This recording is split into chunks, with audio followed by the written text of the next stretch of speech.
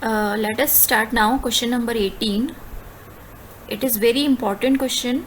We will understand here the concept of electric flux. So let us read it. A point charge plus 10 microcoulomb is at a distance 5 centimeter directly above the center of square of side 10 centimeter. Diagram is given.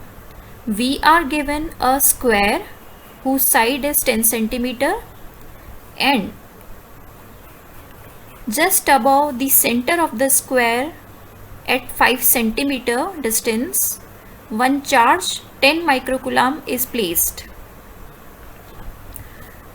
here. So what is the magnitude of the electric flux through the square? This is asked. We are asked to calculate the flux through this square, and as we have discussed before that flux is always related to a surface. So either the charge will be present or electric field will be present. So when we have to calculate the flux, we have seen in the Gauss theorem applications also and in the previous questions also, there are two formulas of electric flux. Either we can calculate the flux with the formula integration of E dot ds, or we can calculate the flux using the formula summation q upon epsilon 0. Now when electric field is given, then we can calculate by E dot ds, but in this question electric field is not given, one charge is given. So that means our formula second will be applicable here to calculate flux. So total charge should be given. It is given in the question 10 microcoulomb, but the condition is this second formula is Gauss theorem, and Gauss theorem says that always the charge should be enclosed. Now just now the diagram which we are given, in that this 10 microcoulomb is placed here, and that means this charge is not enclosed. So the idea is this, that we can lift these faces of the cube everywhere and we can convert this square into a cube.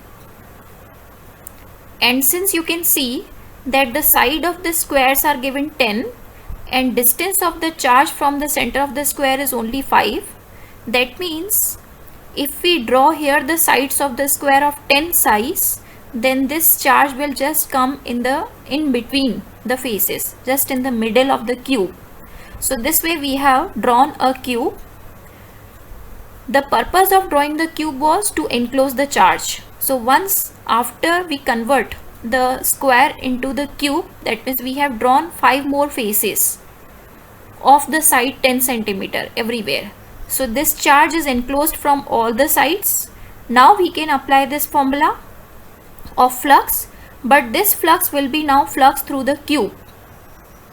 So this flux phi is summation q upon epsilon 0. If we put q value here, that means 10 micro means 10 raised to power minus 6, and divided by epsilon 0, we will get the flux through the cube. So flux through the cube we have obtained, but our target was to calculate the flux through the square. So since flux means number of field lines, and whatever number of field lines are available that are passing symmetrically through all the faces, that means if 6 flux lines are calculated, that means from each face one flux line is going outwards. That means the flux through one of the side, if we have to calculate, so that means it will become 1/6 of total flux of the cube. So the idea is whatever flux we have calculated for the cube, we have to divide it by 6 if we have to calculate the flux through one of the square. So this way we solve this question number 18. So remember this idea in mind, that whenever charge is open, we have to enclose it by some surface if we have to apply this formula of Gauss theorem, phi equal to summation q upon epsilon 0. And in case if we are solving using the electric field, then this formula is applicable for any 2D face, 2D surface. So for one side we can calculate it separately. So there is no need to enclose. Let us proceed to next question. Question number 19 is very easy. A point charge 2 microcoulomb is at the center of a cubic Gaussian surface 9 cm on edge. What is the net flux through the surface? Now already one charge is given and that is enclosed by a cubic Gaussian surface, and we are asked to calculate the flux through this surface. So it's very easy. Flux formula is summation q upon epsilon 0. So very easily by applying the summation q, that means total charge inside the cube 2 microcoulomb and epsilon 0, we can calculate the flux. So this is the total flux through the cube. Now related question is, if a point charge causes an electric flux of this value to pass through a spherical Gaussian surface of 10 cm radius centered on the charge. A part is, if the radius of the Gaussian surface were doubled, how much flux would pass through the surface?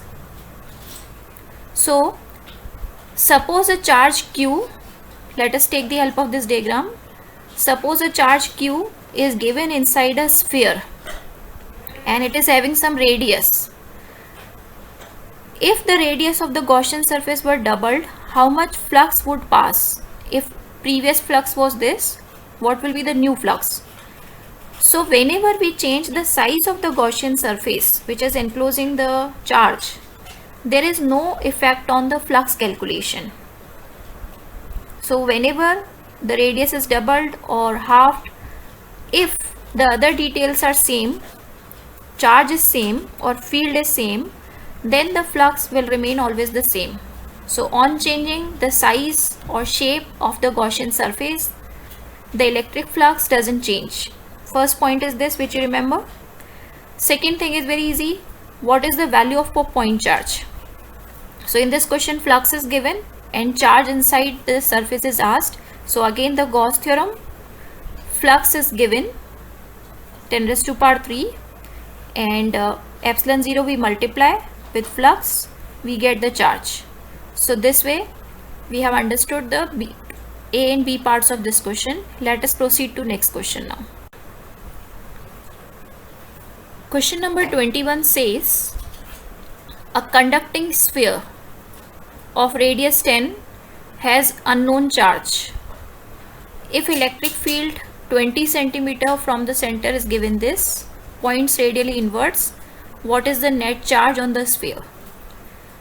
This question is based on the Gauss theorem's third application. We have done the calculation of electric field due to a charged spherical shell or conducting sphere. For both of the cases, the charge is present on the surface and its center of mass, we can say, or center of charge is the center of the sphere. Now the question is, radius is given 10 and electric field is at 20 cm. That means electric field outside is given. Outside electric field is kq upon r square. So electric field which is given, we will equate it with this formula kq upon r square. R means the distance 20 cm or in meter 0.2 is given. Our target is to calculate the charge on this sphere. So let us put all these values. K means 9 into 10 raised to power 9, Q is unknown, distance is 0.2 and electric field is 1.5 into 10 raised to power 3. This way Q will be obtained and we can convert this, means here N is written, N is nano, 10 raised to power minus 9. So if we shift these points, we can get here 10 raised to power minus 9 multiple. So finally 6.67 nanocoulomb is the charge value. Now it is also asked that the electric field points radially inwards. If this electric field points radially inwards, what should be the sign of the charge on the sphere? So sign of the charge will be negative, so that the electric field is inverse. So this way, this is question number 1.21. Let us proceed to next question. Question number 22 is related to now charge density. So uniformly charged conducting sphere of this diameter has surface charge density this. Find the charge. So if we draw a conducting sphere, it will be drawn like this. Surface charge density is denoted as sigma. Formula is Q by area. So if we are asked to calculate the charge, we have to cross multiply sigma and area. So sigma into area. Surface area of the sphere is 4 pi r square. We are given this r value, diameter is half. So r value we have put here. This way charge will be obtained.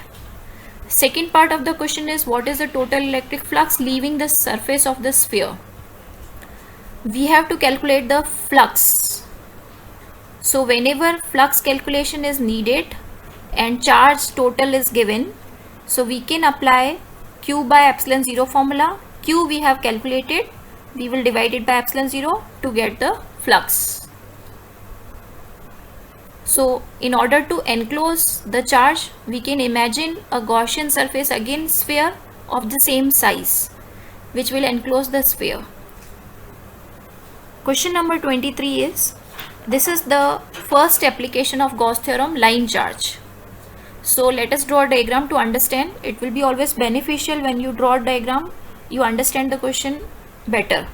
So a line charge produces an electric field of value given at a distance of 2 centimeter. Calculate linear charge density, means lambda. So electric field formula due to a line charge is lambda upon 2 pi epsilon 0 r. Lambda is missing here, r and e are given. So this way lambda will be calculated. Lambda's unit will be coulomb upon meter because it is linear charge density.